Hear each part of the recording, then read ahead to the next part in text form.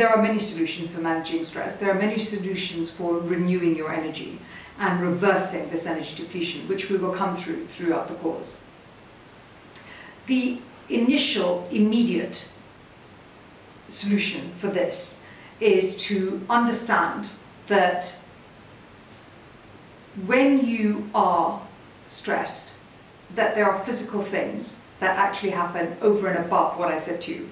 For example, when you think of something really horrible, immediately you tighten up, your stomach tightens up, you kind of hold yourself because you're bracing yourself for something to go wrong.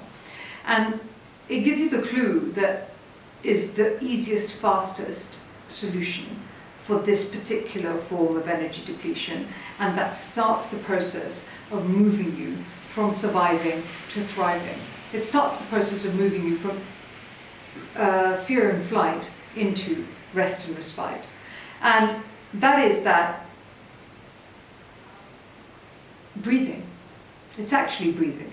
I was going to think of a way to say it is the way in which you breathe.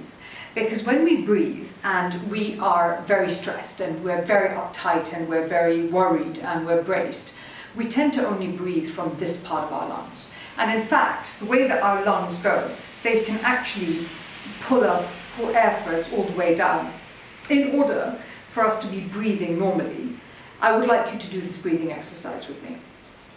What I want you to do is I want you to sit up and uncross your ankles. So you can sit cross-legged, which I'm not going to try in this dress, and you can sit with your feet flat on the ground. And you can sit with your feet slightly higher. The only thing I don't want you to do is actually cross your ankles, because that particular process blocks energy.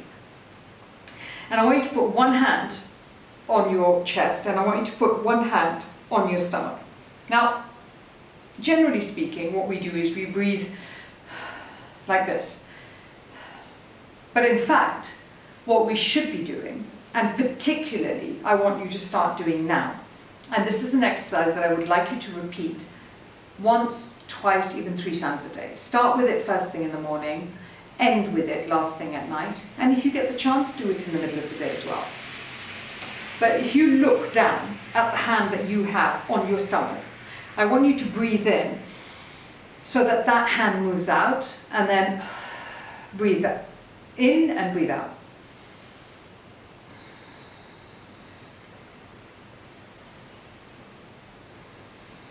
Now, of course I feel the breath up in my chest.